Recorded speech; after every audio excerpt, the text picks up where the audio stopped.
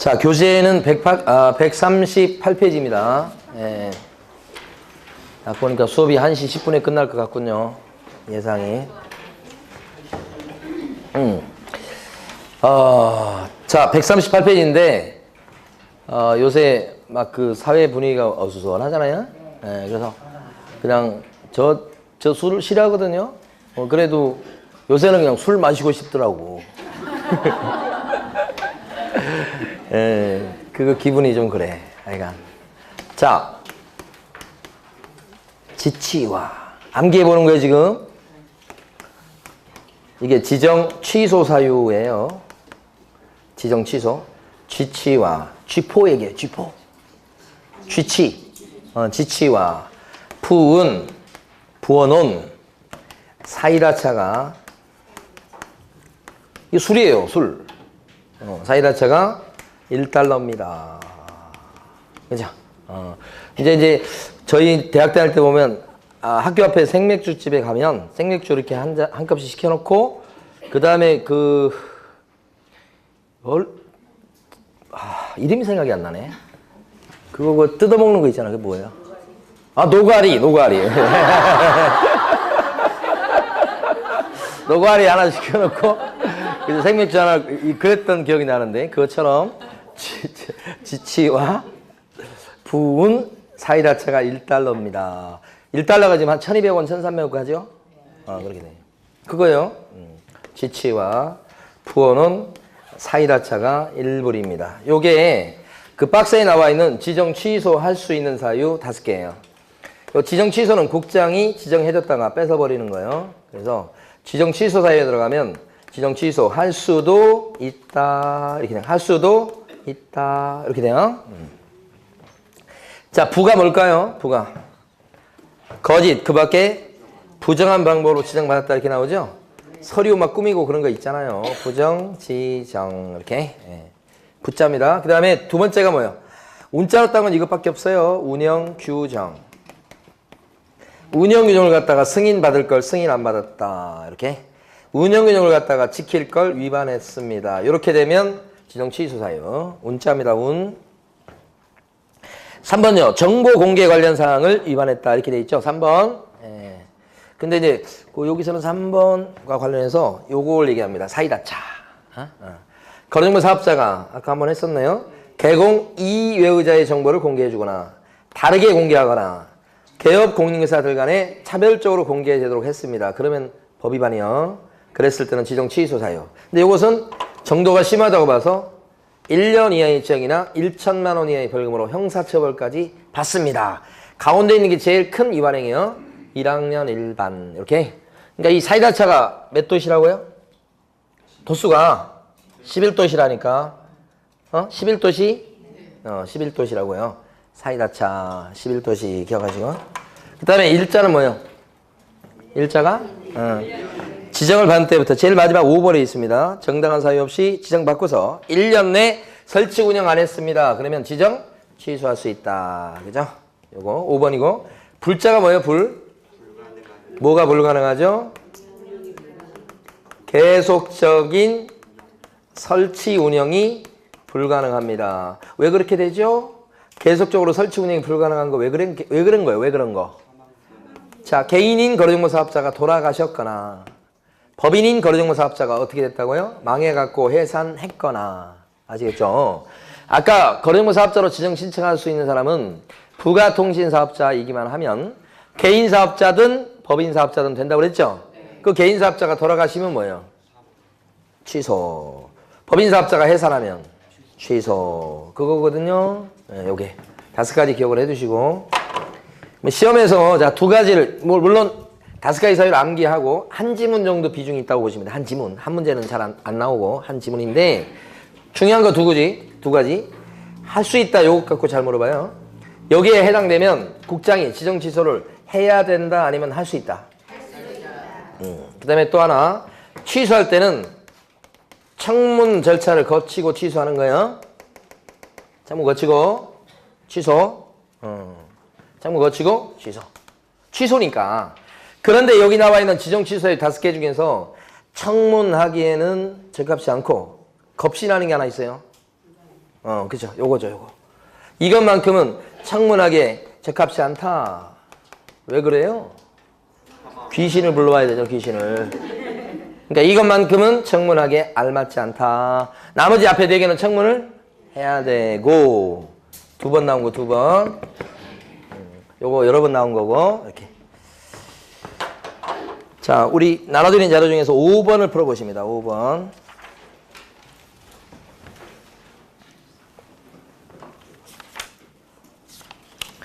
자, 5번의 1번은 개공이 정보망을 통해서 거래가 됐어. 그러면 거래가 완성된 사실을 지체 없이 거래정보 사업자한테 통보한다. 이게 아까 그림에서 제일 마지막 9번 절차예요. 9번. 팔렸다고 통보해 주는 거. 지체 없이 통보하는 거. 제일 마지막 절차고요. 자, 2번 같은 경우는 지정받으려면 컴퓨터 설비가 좋아야 되겠죠. 그 성능과 용량을 뭐로 정한, 누가 정한다고요? 국장이 정한다. 그죠? 맞습니다. 2번도. 3번은 사실은 전속 중개계약을 묻는 거나 다를 바가 없어요. 전속 중개계약과 관련해서는 정보 공개할 때 인적사항 공개하면 안 된다죠. 근데 거기 보니까 성명을 공개하라고 돼 있으니까 거짓말이죠. 잘못된 겁니다. 3번이 정답. 4번은 해산이니까 계속적인 설치 운영이 불가능한 것 중에 들어가죠. 네, 이때는 청문을 거치지 않고도 취소할 수 있다. 5번 질문은 거래정보 사업자는 누가 준 정보에 한해서만 공개해라. 개공이 준 정보에 한해서만 공개하시오. 이게 5번이죠? 맞죠? 네. 자, 우리 교재 145페이지로 가보십니다, 이제. 자, 우리 지금은 해야 될 게 확인 설명 의무입니다. 예. 자, 확인 설명 의무에 대해서 설명을 드릴 텐데, 교재는 146페이지로 딱 넘겨놓으시고, 자, 크게 3가지 설명드릴 겁니다. 요 처음에 이제 설명드릴 게 뭐냐면, 중개 대상 물건에 대해서 조사해서 확인 설명해 줄 의무가 있습니다. 요거 하나. 그 확인 설명을 다 했을 때는 증거를 남기는 게 필요합니다. 그 증거 남기는 게 뭐냐면, 확인 설명서를 적어주는 겁니다. 증거 남기는 거. 자, 3번째가 뭐냐면, 자, 요거 2가지 의무인데, 이걸 어기면 제재를 받는 게 있습니다. 여기까지, 이렇게 3가지. 내용이 좀 많은 편입니다. 자, 먼저 확인 설명 의무는 교재 보시면 146페이지 제일 위에 가로 1번에 반가로 1번에 그 5줄이 이제 확인 설명 의무를 써놓은 부분입니다. 읽어보면 개업공인중개사는 중개 의뢰 받았을 때, 그래서 중개가 완성되기 전에 중개 대상물의 종류나 소재지, 면적, 권리관계 등에 관한 사항을 확인해서 이것을 당해 중개상물에 관한 권리를 취득하고자 하는 의뢰인한테 성실 정확하게 설명하고 토지대장 등본 또는 부동산 종합증명서 또 등기사항 증명서 등 설명의 근거 자료를 갖다가 제시해야 되겠습니다. 그렇게 돼 있죠. 그래서 거기 이제 확인 설명 의무를 쓰고 있어요. 자, 요걸 갖다 여러분들이 한번 해보시는데 5가지가 중요합니다. 첫 번째, 누가 설명해 줄 의무가 있다고 써져 있습니까? 누구의 의무다? 개업공인중개사는 이렇게 시작하잖아요. 뭐 소공은 설명할 의무가 없어요. 근데 설명을 해줄 수는 보조원은 어떻습니까? 의무 없고 할 수도 없고 해서도 안 되는 사람이 보조원이다. 그렇게 이해하시고 중요하지 않고요. 자, 2번째, 언제 확인 설명하게끔 돼 있습니까? 요거 중요하네요. 확인 설명을 언제 하시라? 중개 의뢰 받고 중개가 완성되기 전입니다. 전이라는 글자가 중요합니다. 전. 중개 완성이 계약 체결이죠. 계약서 쓰기 전에 설명하는 겁니다. 계약서 다 써놓고 나서 그때 이 집은 빚이 엄청 많아요. 그러면 안 되는 거예요. 계약서 쓰기 전에 설명을 해주라. 중요합니다.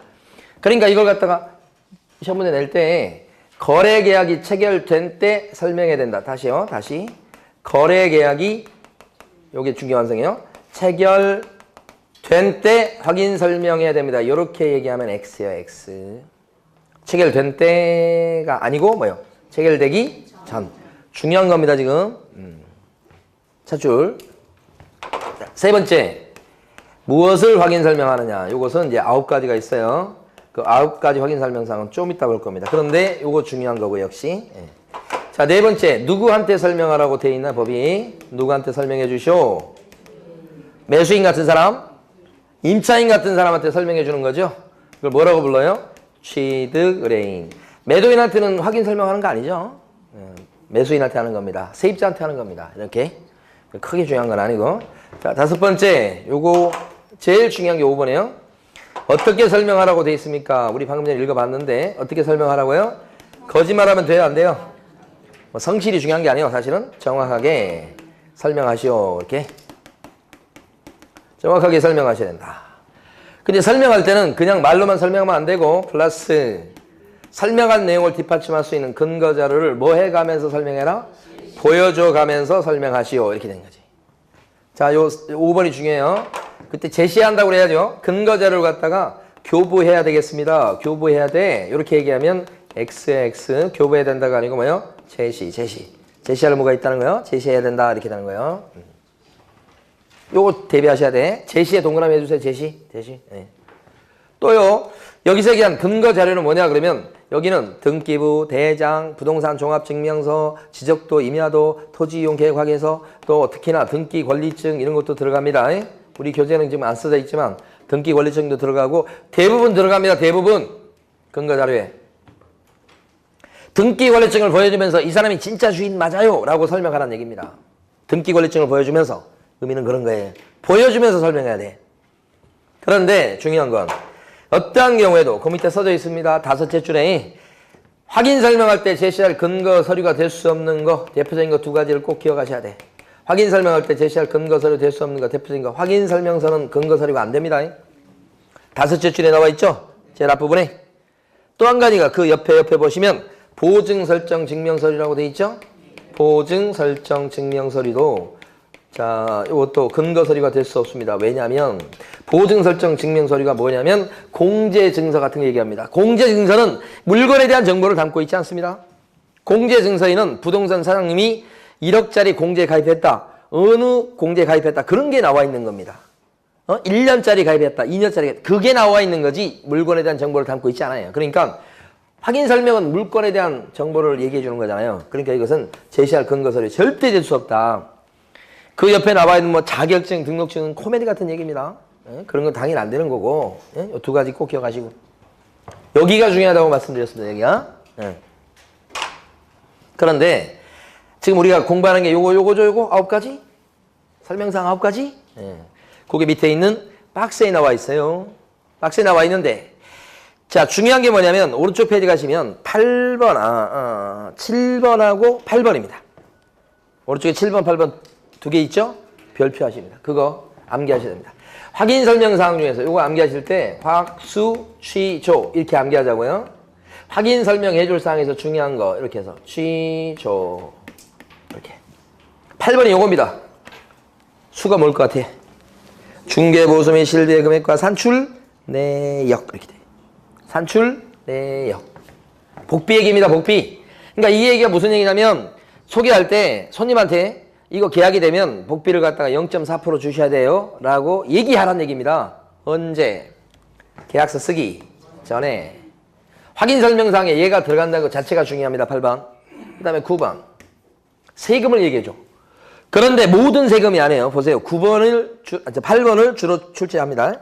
중개대상물에 관한 권리를 취득함에 따라 부담할 조세의 종류하고 세율이죠. 조세의 종류하고 세율을 설명하시오. 9번이 9번. 그러니까 틀리게 낼 만한 건 여기 잘못 적어놨네. 틀리게 낼 만한 것은 요거 8번밖에 없어요. 7번, 8번. 번호가 좀 잘못됐어요. 자, 이거밖에 없어요. 이거밖에 없어. 그러니까 설명할 때는 자, 재산세 같은 보유에 관련된 조세는 설명할 조세에 들어갑니까? 안 들어가지. 보유 관련 조세는 안 들어갑니다. 종부세 안 들어갑니다. 양도소득세처럼 이전에 관련된 조세도 설명할 조세에 들어가지 않죠? 어떤 조세만 설명해라? 취득 관련 조세만 설명하는 거예요. 그것도 구체적으로 종류하고 세율을. 취득세 1.1%라고 설명하라 이 뜻이에요. 예? 요 의미 자체가. 이런 것을 설명할 조세가 아닙니다. 틀리게 낼 것은 여기밖에 없어요. 박수치자 이런 그 비슷한 의미로 확수취조, 확수취조 암기해버리셔야 돼.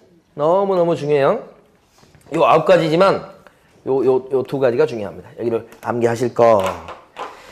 자, 그런데 이거 설명하려면 어떻게 되느냐? 설명하려면 그 전에 조사해야 되죠? 자, 여기다가 써보겠습니다. 예. 가운데다가. 자, 그림을 하나 그려볼게요. 이 물건을 갖다가 내놨습니다. 팔아달라고. A가 이렇게. 그럼 B라는 개업 공인중개사가 이제 의뢰받은 물건이죠. 그랬을 때 B는 이 물건에 대해서 조사를 해가지고 여기 C한테 괜찮으니까 사보라고 소개시킬 거 아닙니까? 소개하면서 이 물건에 대해서 뭐요? 설명하는 게 필요하겠죠? 요게 확인 설명입니다. 그러니까 확인 설명은 매매 계약을 하고 예를 들면 매도인과 매수인 중에 누구한테 설명을 해주는 겁니까? 매수인한테 설명하는 거죠. 임대차 계약이라면 임차인에게 설명하는 겁니다. 빚이 얼마 있다라고 설명해 주는 거. 그러니까 원래 확인 설명은 가만히 보면 어떻게 되냐면 요 개업 공인중개사가 조사해가지고 설명하는 겁니다. 확인 설명. 그런데 조사할 때 직접 조사하기 힘든 것도 있을 수 있다. 가장 확인 설명해 줄 사항인데도 가장 대표적으로 예를 들 수 있는 게 층간소음이다. 층간소음을 갖다가 조사해서 설명해 줄 건 맞습니다. 이게 확인 설명사항 중에 소음 이런 진동 같은 환경 조건도 설명사항에 들어갑니다. 안 봤지만. 그러니까 이런 층간소음도 설명사항에 들어간 거 맞아. 근데 그거 조사하려면 거기서 며칠 자보거나 생활을 해봐야 되잖아. 어렵잖아요, 그게. 그래서 어떻게 해요? 주인한테. 층간소음에 대해서 자료를 요구할 수 있죠?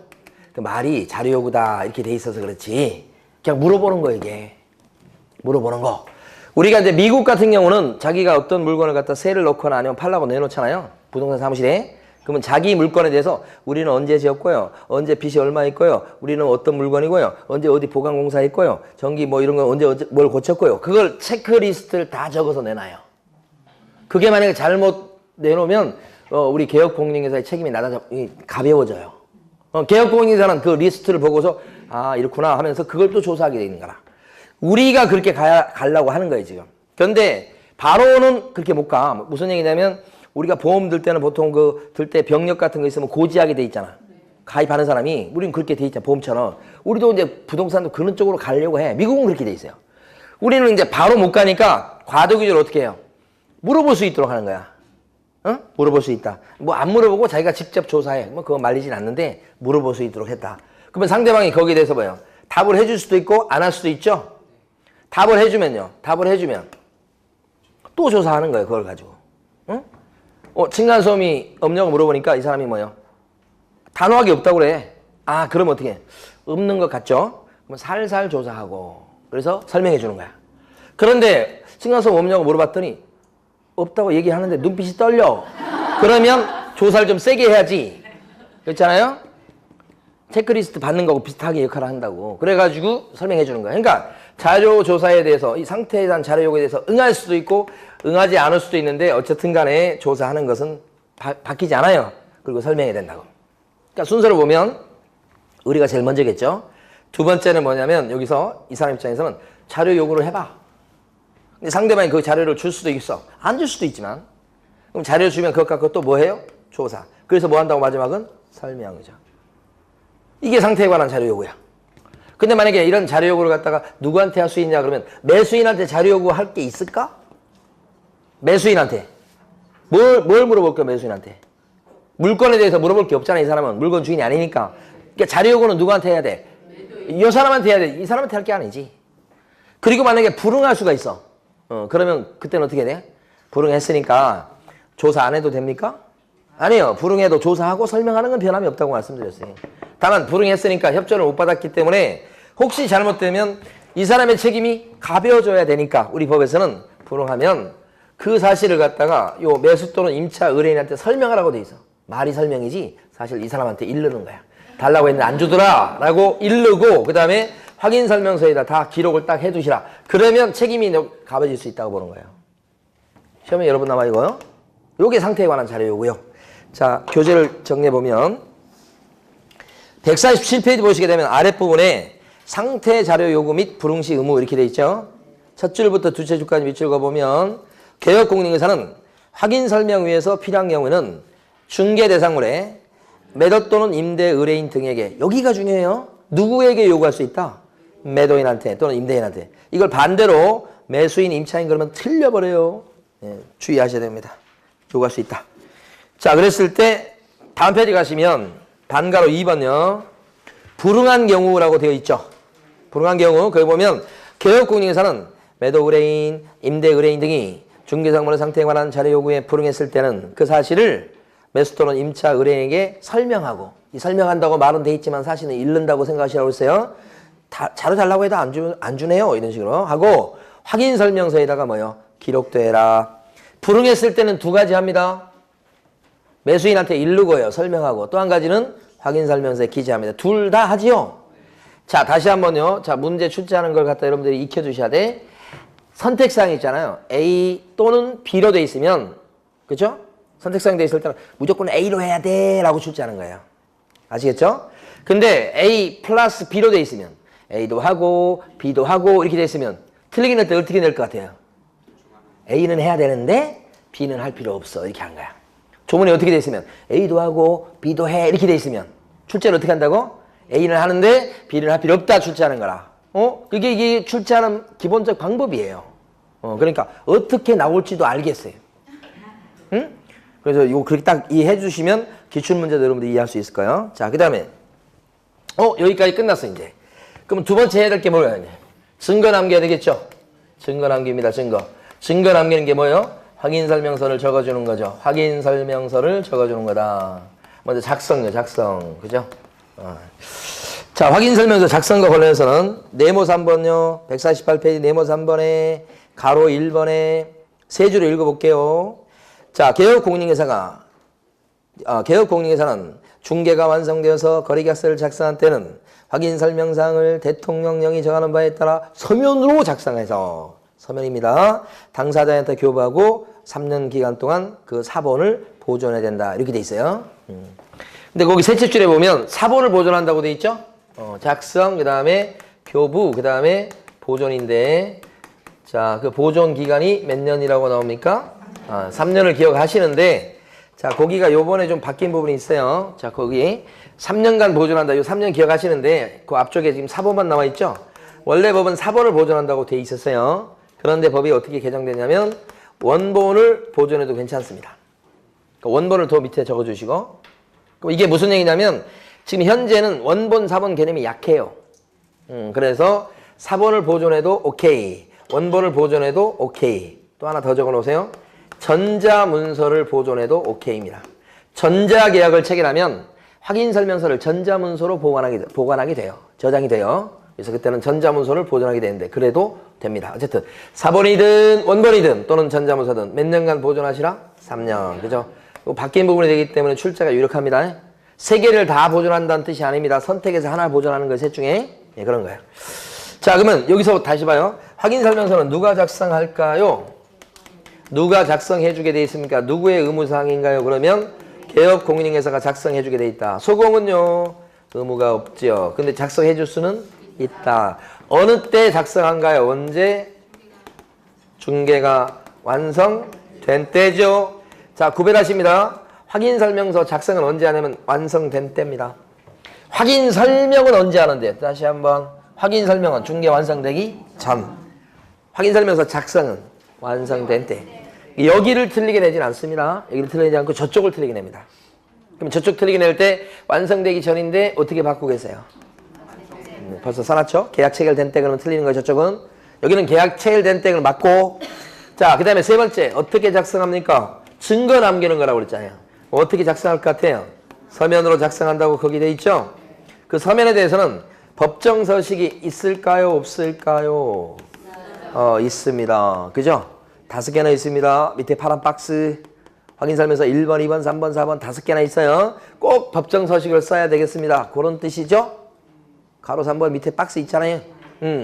여기까지가 작성이죠? 그러면 작성과 관련해가지고 사실은 이거 다 잘 중요하지 않습니다. 사실 저쪽이 훨씬 중요하지. 그렇죠? 그런데 중요한 게 나왔어요. 드디어. 여기서 중요한 건 서명 및 날인이에요. 여기가 맨날 시험 문제 나온다고 보시면 돼. 서명 및 날인. 자, 서명 및 날인의 의미가 뭐냐면 자, 서명도 하고 날인도 하는 거야. 플러스 밋이 서명 플러스 날인이라고. 그렇죠? 아까 도장 얘기할 때 개공 A 해서 A 이름 적고 등록된 도장 찍는 거. 요게 뭐예요? 서명 및 날인이야. 이거 어떻게 내겠어 이거? 서명 또는 날인. 그러면 틀린 거지. 서명 또는 날인은 둘 중에 하나만 하는 걸 얘기하는 거야. 그래서 서명 및 날인을 기억을 해두시고 밑에 보시면 지금 가로 4번을 보고 있는 거예요. 박스 밑에. 찾으셨어요? 그러면 서명민 날이 누가 해야 돼? 개공해야지.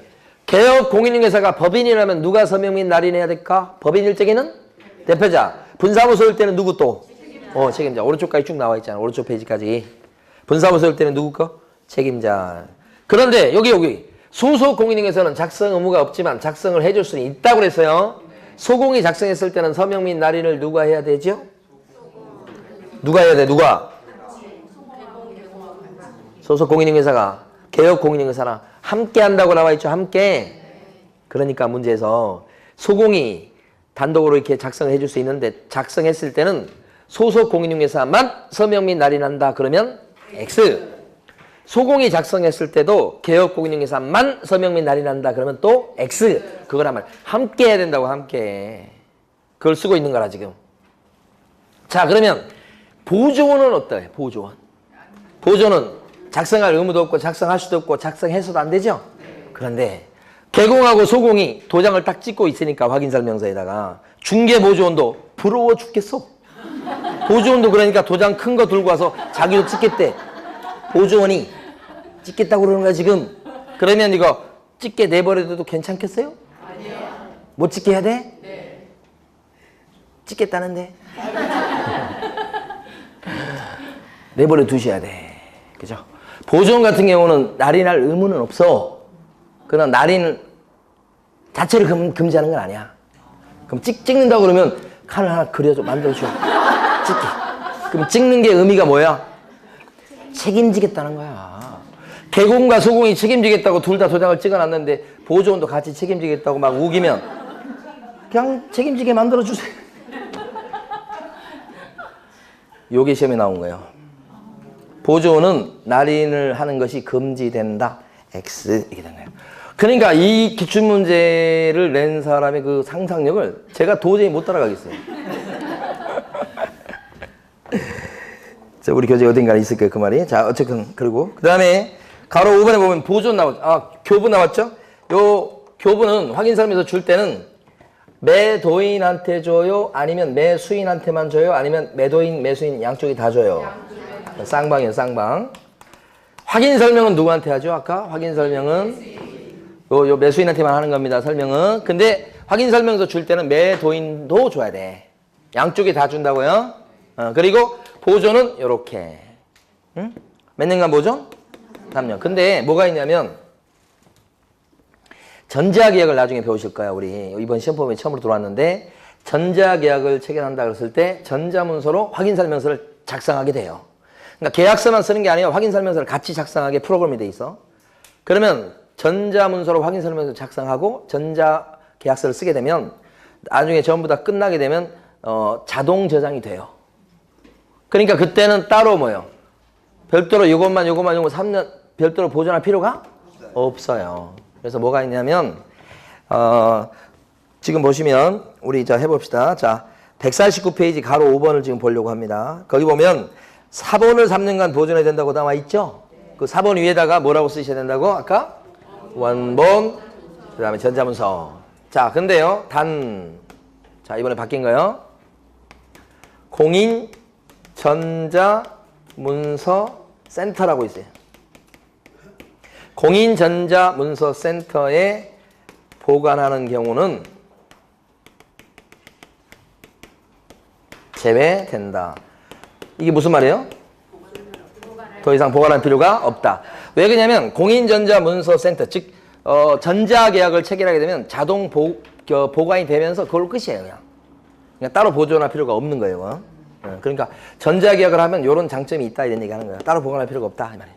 그래서 공인전자문서센터에 보관하는 경우에는 어떻게 된다고요? 제외된다. 따로 보관할 필요가 없다 이 말이에요. 그거 좀 써두시고. 자, 이제 제재 봅니다. 제재. 아이고, 됐습니다. 세 번째죠. 제재. 자, 요 이제 두 개를 볼 텐데 행정상의 제재 하고 두 번째는요. 요게 손해배상 책임 관련된 부분을 좀 보도록 하겠습니다. 민사 책임이에요, 이게. 중요한 것들이 상당히 많습니다, 사실은. 요 확인 설명 의무에서 행정상 제재에 대해서 보면 개공하고 소공이 좀 다른 게 있어요. 자, 요 그림 하나 그려볼 텐데, 자, 개업공인중개사가 중개대상 물건을 갖다가 잘못 설명했어요. 누수 부분을 설명 안 하고 막 그랬어요. 그러면 개업공인중개사는 어떤 제재를 받을까요? 잘못 설명했을 때는 500만 원 이하의 과태료입니다. 요 그림을 그려 놓으셔야 돼. 잘못 설명했을 때는, 누수가 있는데 설명 안 했을 때는. 근데 만약에 확인설명서를 갖다 줘야 될 건데 안 줬고, 개공이 확인설명서를 3년간 보존할 걸 지금 보존 안 했습니다. 지금. 그 다음에 확인설명서에 날인할 건데 작성하고서 날인을 안 했습니다. 날인. 개공이 안 했어요. 그러면 어떤 제재를 받느냐? 이게 업무 정지. 그런데 요 두 가지 그림 그리시면서 요게 1번이에요. 1번. 제일 왼쪽 거. 확인설명 의무 있죠? 근거자료를 제시하면서 설명하는 거죠. 그러니까 정확하게 설명을 하지 않고 거짓말로 설명했거나 정확하게 설명했는데 근거자료 제시 안 하면 이거예요. 이거. 그때는 어떤 제재 받아요? 500과. 1번. 로마자 1번. 제일 왼쪽 거. 중요한 의무죠. 두 번째요. 2번. 확인설명서에 날인 안 했다. 응? 확인설명서 교부 안 했다. 확인서 보존 안 했다. 그것이 2번이요. 누가 그런 거예요? 개공이. 그럼 어떤 제재를 받아요? 업무정지. 로마자 2번 여기에요. 그러니까 1번, 2번. 1번, 2번. 그러면서 그림으로 기억하실게요. 이게 참 혼동이 되거든요. 그래서 그림으로 기억하세요. 이거 삼각형 그림 또 생각하셔야 돼. 삼각형. 부동산 거래 신고 제도할 때도 삼각형이 나왔었어요. 여기도 삼각형이요. 그래서 삼각형이라는 얘기는 과태료하고 영업정지 둘 중에서 어떤 게 더 무거워요? 영업정지가 무거운 거야. 그래서 밑에가 이렇게 무거운 게 밑으로 가라앉는 거예요. 영업정지. 위에는 뭐고요? 과태료.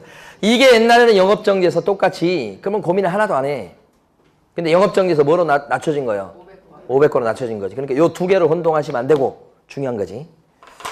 근데 소공일 때 이게 좀 다르거든. 소공이 설명 잘못했죠? 그럼 어떤 제재를 받을까? 이건 자격정지야. 자, 출제 이상 문제가 이거예요. 소공과 개공이 틀려.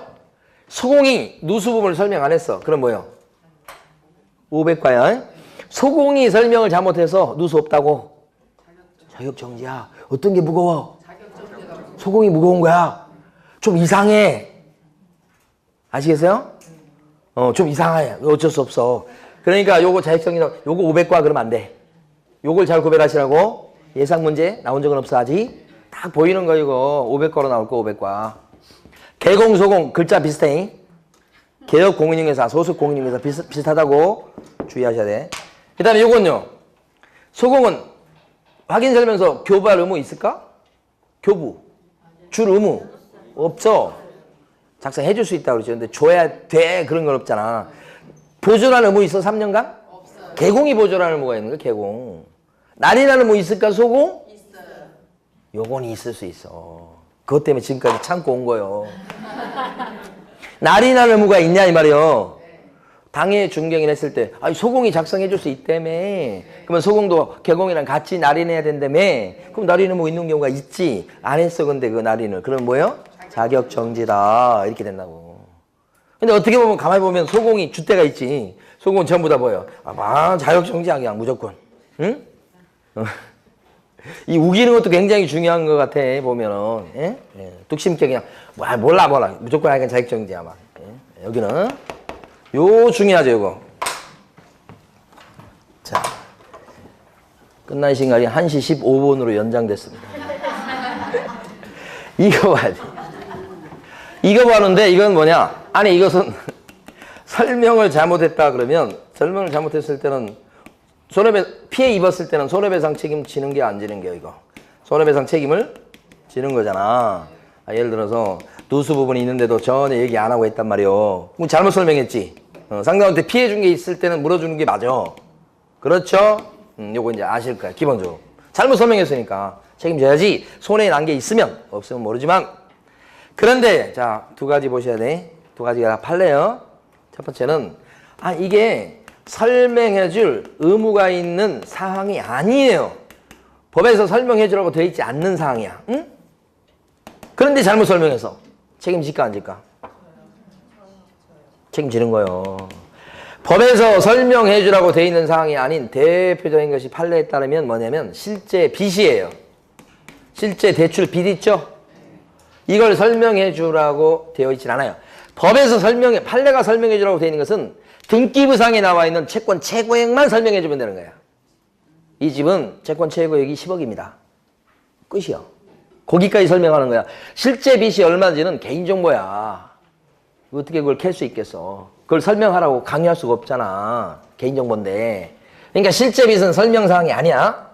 그런데 무슨 일이 벌어지냐면 주인이 우리 집은 등기부상 보니까 채권 최고액이 10억인데 그분들이 뭐 채권 최고액을 알겠어? 등기부상에 10억 잡혀 있는데 다 갚고 2억밖에 안 남았다고 얘기하는 거야. 그러니까 부동산 사장님이 그거에 대해서 더 뭐 꼬치꼬치 알아보고 막 그래야 될 건데 그냥 그 말을 그대로 믿고 세입자 들어간 사람한테 빚이 다 갚고 2억밖에 없대요. 이렇게 설명한 거야.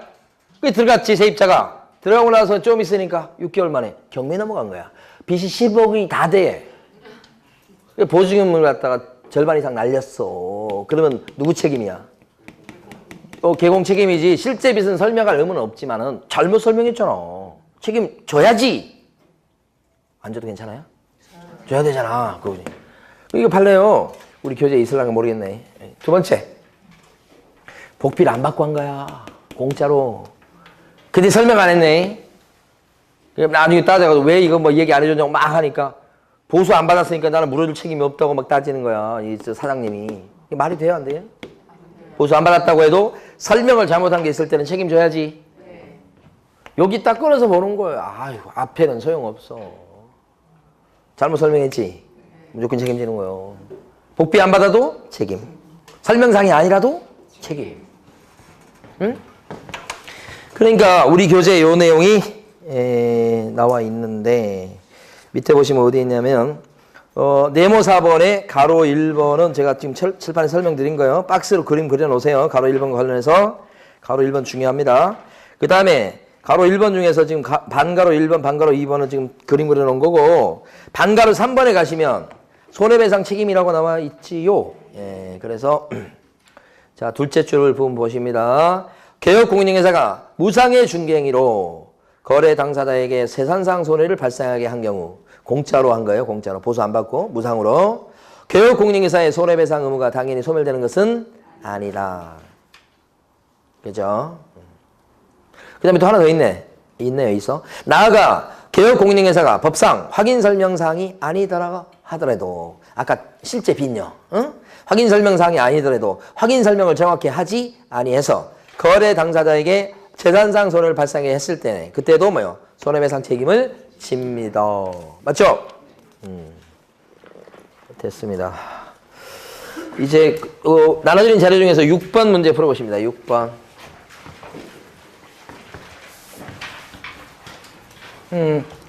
자, 6번에 1번은 틀린 게 보존기간이 5년이 아니고 3년인 거고 2번 지문에서 틀린 것은 서명 및 날인입니다. 개공이고 소공이니까 3번에서는 확인설명사항에 중개보수 있죠. 중개보수, 실비, 산출내역 요거 설명사항이 들어가니까 확인설명서 기재사항도 들어가는 거예요. 그 다음에 3번이 정답이고 4번은 분사무소니까 누가 날인해야 되고 책임자. 5번은 그림에서 확인설명서를 보존 안 했다는 얘기입니다. 밑에 거. 로마자 2번. 밑에 거. 보존 안 했다 그러면 뭐예요? 개공은 업무정지. 과태료 아니고 밑에가 무거운 거예요. 업무정지. 위에가 가벼운 거. 로마자 1번, 2번. 삼각형 그림. 위에가 가벼운 과태료. 밑에가 무거운 업무정지. 자, 이제 칠판을 보셔야 됩니다. 길게 설명드리면 15분. 짧게 설명을 드리면 10분.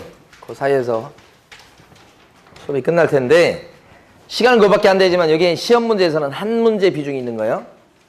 이게 뭐냐면 거래계약서 부분입니다. 거래계약서. 거래계약서 그러면 그게 뭐예요? 거래계약서가 매매계약서. 교재는 딱 놔두시고 이따가 이제 마지막에 정리할 거니까 교재 딱 놔두시고 칠판을 보셔야 돼. 자, 거래계약서 그러면 뭐냐고요? 매매계약서, 임대차 계약서, 전세계약서, 교환계약서, 지상권 설정계약서, 저당권 설정계약서. 그게 다 거래계약서예요. 자, 거래계약서는 소개한 개업공인중개사가 작성해 주게 되죠. 이때도 보면 작성부터 얘기가 나옵니다. 누가 작성을 해줄 의무가 있을까요? 누구의 의무사항일까요? 이렇게 하면 오늘 이거 3번 얘기합니다. 개공은 작성해 줄 의무가 있다. 이렇게. 이때 법인일 때는 누가 작성해 줄까요? 당연히 대표자. 분사무소에서 한 건 했을 때는 책임자가 작성하는 거고. 그러면 자, 소속 공인인증서는 작성할 의무가 있다 없다? 없어요. 근데 작성해 줄 수는 있고, 그죠? 똑같고, 중개보조는 어때요? 작성할 의무도 없고, 작성할 수도 없고, 작성해서도 안 되는 양반. 이렇게 되고요. 두 번째요. 거래계약서를 작성하는 거 관련해서 가만히 보면 이때는 서면으로 작성해라. 이렇게 돼 있죠? 거래계약서 작성할 때 서면으로 작성하십시오. 이렇게 돼. 그래서 서면에 대해서 얘기를 합니다. 서면으로 작성해. 왜냐하면 분쟁을 예방하는 차원에서 서면으로 작성할 건데 이 서면의 개념이 좀 달라요. 종이로 된 계약서 요것만 생각하시면 안 돼. 지금 뭐 또 있어 이제? 전자계약이 있으니까 화면으로 보이는 것도 있다고. 전자기록 같은 걸로. 그러니까 그거 전자문서도 있다고 보셔야 돼. 근데 그 전자문서도 뭐예요? 서면이에요? 그쵸? 종이로 된 것만 서면이라고 생각하시면 안 돼. 그래서 요거든 어쨌든 서면으로 합니다. 그 서면에 대해서는 국토교통부 장관이 또 들어본 얘기 나오죠? 표준서식을 정해서 권장할 수 있습니다라고 조문은 돼 있어요. 자, 표준서식이 다른 말로 뭐라고 그랬어요? 법정서식요. 자, 법정서식을 정해서 권장할 수 있는 사람 누구?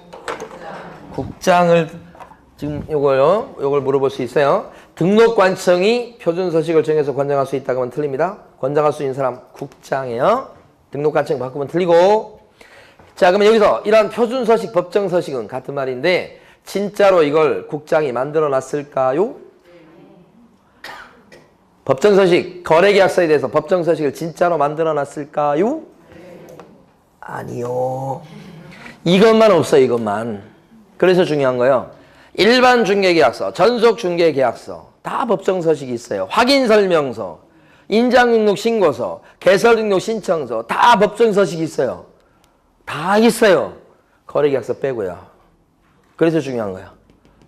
그러니까 권장할 수 있다고 돼 있는데 국장이 이거 만들어 놨냐고. 안 만들어 놨어요. 없어요. 그러면 안 만들어 놨는데 그 이게 뭐 어떻게 하라는 소리예요, 그러면? 반드시 서면으로 해야 되는데. 어떻게 하라는 소리야? 아무 서식이나 쓰시오. 그 말의 결론은.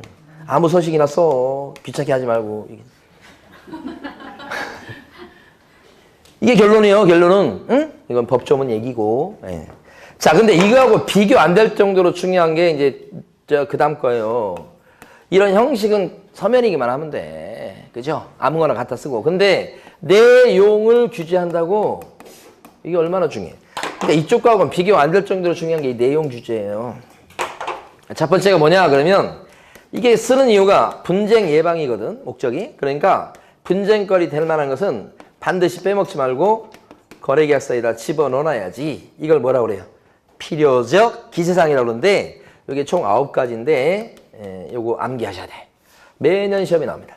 거래계약서가 한 문제가 나오는데 그 중에 해에 따라서는 어느 연도에 따라서는 요 필요기사항만 한 문제로 물어본 적도 꽤 많아요. 그만큼 중요한 거예요. 또 한 가지는 이건 좀 이따 암기하고 내용을 규제한다고 그랬죠. 계약서 쓸 때 다운계약서나 업계약서를 쓰면 안 되죠. 또 이중계약서를 쓰지 못하게끔 법이 돼 있죠. 이중계약서도 금지입니다. 이렇게 쓰지 말라고 돼 있다고요. 근데 이걸 안 지키면 어떡하지? 그게 중요합니다. 지금부터 보는 게 다운계약서나 업계약서 또는 이중계약서 쓰면 안 된다고 돼 있어요. 이걸 위반하면 제재를 받겠죠.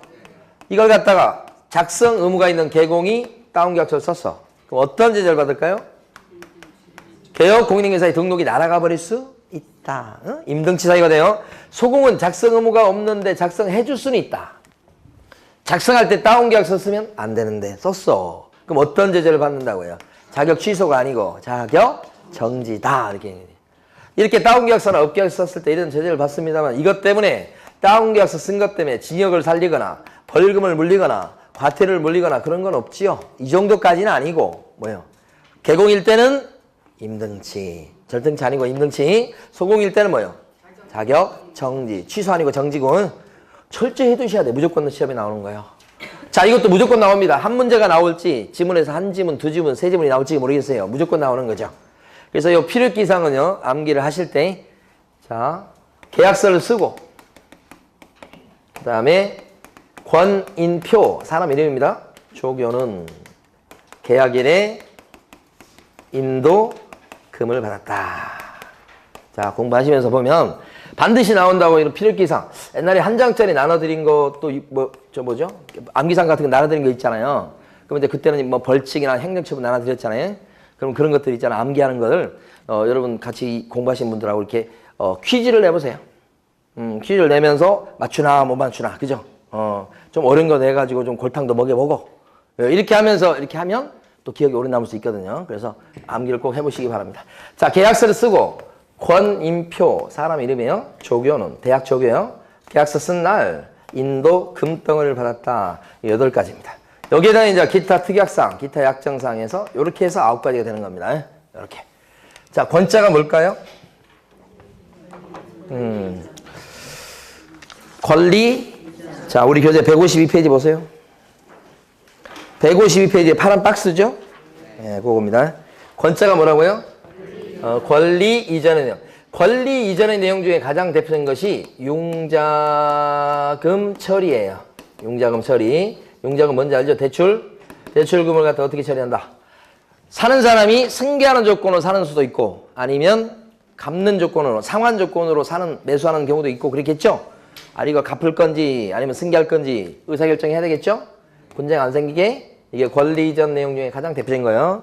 자, 거기 몇 번이 나와 있냐면 권자가 6번이고. 자, 인자입니다. 이번에 인자. 인으로 딴 건 인장 아니면 인적사항이에요. 그러면 여기서는 인적사항이겠죠. 도장은 아니겠죠. 인장 몇 번에 나와요? 인적사항 몇 번에 나와요? 1번. 당사자의 뭐요? 인적사항. 1번의 인적사항입니다. 1번 인적사항. 이렇게. 인자에 동그라미 치시는 거예요. 옆에다 써보시고. 그 다음에 표자는요? 대상 물건의 표시. 대상 물건의 표시는 그거 목적물 특징하기 위한 것이에요. 자, 보니까 2번이네, 2번. 그죠? 2번에 나와 있습니다. 물건을 표시할 때 표자의 동그라미. 자, 조자는 뭐예요, 이게? 조건 기한이 있을 때 조건 기한. 조건 기한이죠? 몇 번에 나옵니까? 7번에 나오죠. 조건이나 기한이 있는 경우 이렇게 조자의 동그라미. 교자 뭡니까? 이거 잘 나옵니다. 확인 설명서의 교부일자죠? 확인 설명서 교부일자가 몇 번에 나올까? 8번이네요. 자, 여기 시험이 잘 나온다고요. 무엇의 교부일자요? 확인 설명서의 교부일자. 요것을 계약서에 꼭 적어야 되겠다. 준 날짜요. 그 다음에 요건 뭐예요? 계약일. 별거 없죠? 계약서 쓴 날이죠? 만약에 계약서 쓴 날이 1월 9일이에요. 그럼 확인 설명서 교부일자는 며칠이겠어요? 같은 날이 돼야 됩니다. 왜 그렇죠? 중개가 완성된 때, 계약이 체결된 때 확인 설명서를 적어주게 돼 있죠? 그래서 적어주게 돼 있는 날짜. 그 같은 날이 돼야 돼요. 1월 9일. 그래야 법을 지킨 거예요. 이렇게. 그 다음에 계약일은 몇 번이요? 계약일은 3번. 그죠? 인도는 뭐예요? 인도. 물건의 인도 일시. 인도가 뭐예요? 인도가 법률 용어로 쓸 때는 저 인도 얘기하는 거 아니에요? 요거 인도가 뭐야? 점유를 이전하는 거. 점유를 이전하는 걸 인도라고 그래. 제가 누구한테 이렇게 뭐 책을 이렇게 요거 법령으로 요거 뭐 인도 이렇게 하네. 화물을 이렇게 싣고 와가지고 화물을 갖다가 여기 수출 수입하는 사람한테 뭐예요? 넘겨주는 건 뭐라고 해? 인도 이렇게 하잖아. 점유를 넘겨주는 걸 뭐예요? 인도. 그럼 여기는 물건을 인도한다는 거야. 점유 넘겨준다는 거야. 그 날하고 시간이니까 여기서 물건은 뭐예요? 부동산이지. 그러니까 부동산의 점유를 넘겨주는 날하고 시간이니까 굉장히 어려운 말이야. 순 우리말로 바꾸면 뭐예요? 이삿날짜예요. 이삿날. 그걸 적어야 되겠죠. 그래 안 싸우죠? 그 다음에 금자가 뭐예요? 조심하셔야 돼요. 거래 금액. 그죠? 거래 금액. 중요한 건 거래 금액보다 더 중요한 건 계약 금액. 요거요. 계약 금액 들어가야 됩니다. 계약 금액. 같이 금자가 들어가 있죠. 이렇게. 요 금자가 여기는 몇 번이요? 4번. 4번. 거래 금액, 계약 금액. 계약 금액 조심하셔야 돼. 그 다음에 지급일자 등등등 이렇게 나와 있습니다. 요때 조심할 게 이겁니다. 예정 금액이라고 있어요. 거래 예정 금액 들어보셨죠? 예 수준이 위험합니다. 그죠? 예정 금액. 아까 정보 공개할 내용이나 확인 설명사항에도 얘가 나옵니다. 6억에 팔아주시오 그런 거 있잖아. 예 수준이 위험해요. 정보 공개할 내용에도 얘가 나옵니다. 확인 설명사항에도 얘가 나옵니다. 6억에 나온 물건이야 그 아파트 이거잖아. 설명사항이 나옵니다. 그런데 계약서에 적을 때는 이런 예정가를 적는 게 아니죠.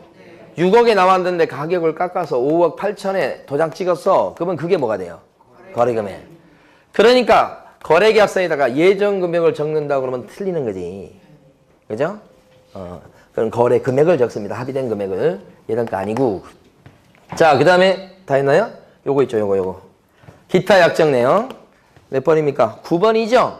기타 약정 내용 9번 옆에다 하나 써두세요. 대표적인 예를 담보 책임을 어떻게 하는? 면제하는 특약이다. 담보 책임을 면제하는 특약이 대표적인 사례입니다. 9번에. 땅 같은 거래할 때 이렇게 거래하죠. 나중에 이제 땅 거래하고 나서 이제 면적은 대장상에 나와 있는 면적은 뭐 예를 들어 100제곱미터다. 그러는데 실측 해보니까 한 90밖에 안 돼. 90제곱미터밖에 안 돼. 그럴 수 있잖아요. 그러면 나중에 이제 줬던 돈에서 그만큼 좀 깎아서 돌려달라고 할 수 있거든? 그게 뭐예요? 담보 책임이야. 그런데 땅 거래하면서 그런 거 나중에 청약해가지고 면적 부족하니까 그때 돈 돌려달라고 하고 그러면 또 골치 아프고 뒤에 그런 게 좀 소란스럽잖아요. 그러니까 어떻게 계약서 쓸 때부터 나중에 면적이 좀 적어도 또 많아도 둘 다 뭐예요? 거기에 대해서는 책임을 묻지 않기로 한다. 돈 돌려달라는 소리 하지 않기로 한다. 그게 뭐예요? 담보 책임을 묻지 않기로 하는 뭐예요? 특약이다. 땅 같은 거 거래할 때 이런 것들이 특약 붙는 경우가 종종 있어요. 이게 기타 약정인데 이것뿐만 아니라 많이 있죠, 사실은. 이렇게 9가지 암기해 두시고. 자, 그러면 작성 끝났습니다. 이제 작성 여기까지 했어요. 그 다음에 작성하면 꼭 따라붙는 게 뭐예요? 다 했는데 이제 서명 및 날인. 서명 및 날인은 확인 설명서의 서명 및 날인과 내용이 똑같아요. 그러니까 기본적으로 누가 서명 및 날인하고 개공이. 법일 때는 누가? 대표자. 분사문서일 때는 누가? 책임자. 근데 소공이 작성해 주었을 때는 매매계약서에 소공 써주고 막 그랬을 때는 개공이랑 함께 서명 및 날인합니다. 내용이 똑같죠? 확인 설명서랑 거래계약서가 내용이 똑같다고요? 작성 끝. 자, 그 다음에 어떻게 해야 돼요? 교부하겠죠? 매매계약서를 누구한테 줘요? 매도인, 매수인 양쪽에 다 주고 나눠 갖는 거지요. 근데 포인트가 뭐냐? 매매계약서를 써줄 때 같이 주게 돼 있는 서류가 2개가 있다. 자, 교재 볼 거예요. 그러니까 7, 8 먼저 보시고 2가지 같이 주게 돼 있는 거 기억하셔야 돼.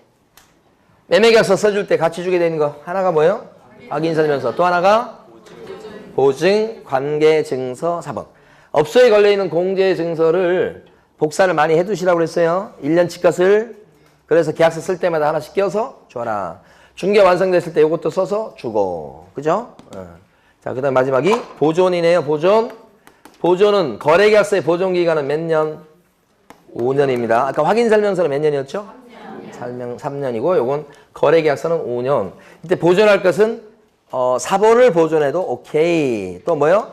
원본을 보존해도 오케이. 아니면 전자문서를 보존해도 오케이. 다만 공인전자문서센터에 전자문서로 보관하는 경우는 따로 보존할 필요가 없다. 그런 것까지 이제 교재 정리하면 되겠습니다. 교재는 어디서부터 보시냐면 151페이지부터 보겠습니다. 151페이지 가로 1번, 네모 1번에 가로 1번에 151페이지, 네모 1번에 가로 1번에 첫 줄. 개공은 중개대상문에 관해서 중개가 완성된 때는 거래계약서를 작성해갖고 당사자한테 교부하고 5년 동안 사본을 보존해야 된다. 그 사본 위에다가 사본 동그라미 치시고 뭘 적으셔야 되겠어요? 원본, 또 전자문서 이렇게. 그 다음에 가로 2번 제일 끝에 2줄 밑줄 긋습니다.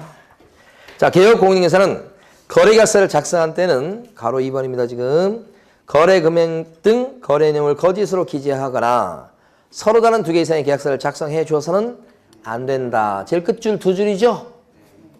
내용 규제하는 거 요거잖아요. 요거. 근데 그 밑에다가 한번 적어보시죠. 위반했을 때 개공이 위반하면 뭐고? 임등치. 소공이 위반했을 때는 자익정지. 그거 알아두셔야 되겠고. 자, 다음 페이지 넘어가십니다. 넘어가시면 가로 1번에 거기 첫째 줄하고 그 다음에 셋째 줄까지요. 자, 국장은 개업공인중개사가 작성하는 거래계약서에 표준이 되는 서식을 정해서 권장할 수 있다. 첫 줄요. 권장할 수 있는 사람은 누구? 국장요. 근데 그걸 실제 권장해 놨다고요? 아니죠. 그래서 뒤에 보면 현재 거래계약서의 표준 서식은 정해진 것이 없으니까 결국은 뭐예요? 꼭 표준 서식에 따라서 작성해야 되는 것은 아니다. 아무거나 써도 된다는 얘기요. 가로 2번 별표하시고 철저히 암기하시고 한 문제라고 생각하셔야 돼. 아까 암기했던 거 있죠? 자, 계약서를 쓰고 권인표 조교는 계약일에 인도금을 받았다. 그거요. 그 다음에 가로 3번에 반가로 1번에 그 4줄, 밑줄 그으시고요. 아까 설명드렸죠? 확인 설명서에 서명 및 날인하고 똑같다고 말씀드렸습니다. 그 다음에 오른쪽 페이지 가시면 판례가 있습니다. 판례 1번하고 2번 두 개를 다 밑줄 긋고 별표 치고 읽어주셔야 되고 최근에 2번 시험에 나온 겁니다. 자, 그 두 가지는 그냥 제가 간단히 설명드릴게요. 부동산 사장님이 전세 계약서를 써달라는 사람 2명이 왔는데 자기가 중개한 것도 아닌데 전세 계약서 써주면 복비 준다고 하니까 홀라당 써준 거예요. 자기 도장 찍고 자기 중개업소 명판 들어가고 확인 설명서 붙여서 써준 거야. 근데 그 사람들이 사기꾼이었다고. 그 사람들이 대부업체 가가지고 대출을 받아서 안 갚아버렸어. 그러니까 대부업체는 손해를 봤지. 그럼 손해는 사실 대부업체 책임이 제일 커. 그런데 대부업체가 부동산 사장님한테 그 계약서 지금 명판 들어가 있는 계약서를 갖다 써주는 바람에 그걸 믿고 내가 대출해서 손해봤으니까 일부를 물어내라고 소송을 제기한 거야. 그래서 대법원에까지 갔는데 대법원에서 판사가 뭐라고 했냐면 일부를 물어줄 책임이 있다고 본 거야. 그러면서 대법원 판사가 부동산 사장님을 나무랐어. 자, 거기 보면 1번 판례가 그거예요. 개업공인중개사는 중개가 완성된 때만 계약서 등을 작성 교부해야 되고 중개를 하지 아니하였음에도 함부로 계약서 등을 작성 교부해서는 안 된다라고 판사가 나무란 거야. 왜 중개도 안 했는데 거기다 도장 찍고 너가 그렇게 해줬어? 그 책임 있는 거지. 이렇게 하면서 2번까지 얘기합니다. 개업공인중개사가 자신의 중개로 전세계약이 체결되지 않았음에도 실제 계약 당사자가 아닌 자에게 전세계약서와 중개대상물 확인설명서 등을 작성 교부해 줌으로써 이것을 담보로 제공을 받아서 금전을 대여한 대법자한테 대여금을 회수할 수 없는 못하는 손해를 입혔다 그랬을 때는 그 손해를 배상할 책임이 있더라는 판결이죠. 자, 다음 페이지에 있는 예제 문제 풀어보십니다. 너무 쉽네. 너무 쉽어. 이겁니다. 이거 거래계약서에 대해서는 국장이 표준서식을 정해서 권장할 수 있다. 할 수 있다고 조문은 있으나 실제 만들어 놓은 서식은 없다. 2번 틀린 거죠? 네. 자, 오늘 수업 여기까지입니다. 수고 많으셨습니다. 네.